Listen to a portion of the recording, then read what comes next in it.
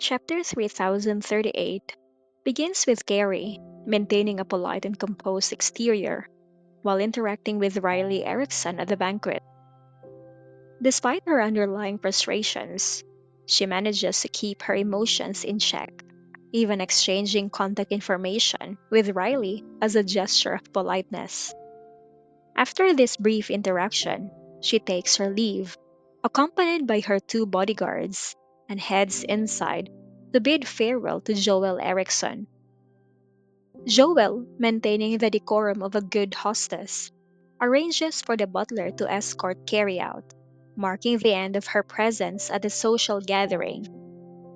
As soon as she is back in the privacy of her car, her facade of calmness crumbles and her pent up anger surfaces.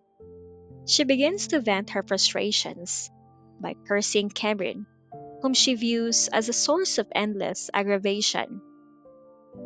Carrie's outburst reveals the depth of her resentment and her inability to let go of the perceived slights that Cameron has caused her. Despite her anger, the two bodyguards accompanying her remain impassive, accustomed to her tirades and choosing not to engage with her outbursts. Carrie's internal monologue reveals the depth of her hatred towards Cameron, whom she considers to be an arrogant and self righteous woman. She vows to one day make Cameron kneel before her and beg for mercy, reflecting the extent of her jealousy and bitterness. She even fantasizes about making Cameron's life unbearable, highlighting the toxic nature of her thoughts and the dangerous path she is treading. One of the bodyguards, unable to remain silent any longer, cautions her about her reckless behavior, reminding her that she almost exposed a dangerous secret earlier.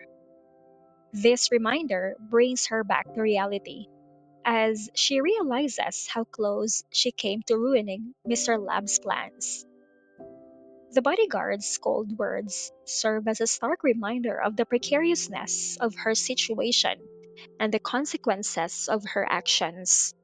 She knows that any misstep on her part could result in severe repercussions, possibly even costing her life. She reflects on her current predicament and the dramatic fall from grace she has experienced. Once a proud and arrogant woman, she now finds herself in a position where she has lost all sense of self respect and autonomy. Her parents, who once shielded her from the consequences of her actions, are now serving sentences, leaving her with no one to turn to for support. Even her extended family, who once indulged her, has abandoned her, cutting off all contact. The realization that she is entirely on her own and at the mercy of Mr. Lab instills a sense of fear and vulnerability in her. Her musings also touch on the truth of Cameron's earlier remarks. She acknowledges that her downfall was largely a result of her own arrogance and poor decisions, which ultimately led to her current situation. Despite this realization, her resentment towards Cameron persists. She remains bitter that someone she perceives as inferior is thriving while she struggles.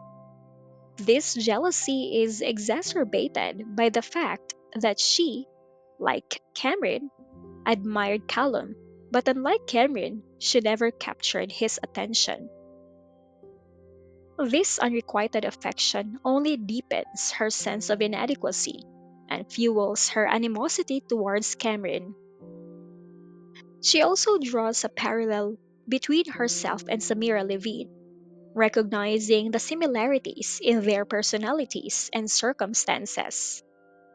However, she notes that Samira has the advantage of a strict and caring mother who will likely reprimand her for her behavior.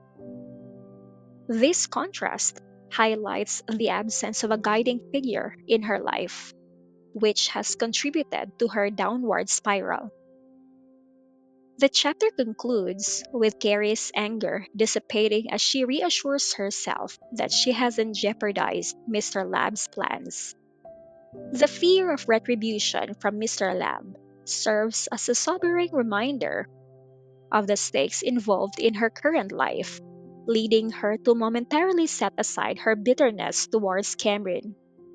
This fleeting moment of clarity underscores the fragile balance Carrie must maintain to survive in her new reality, where every action is fraught with potential danger.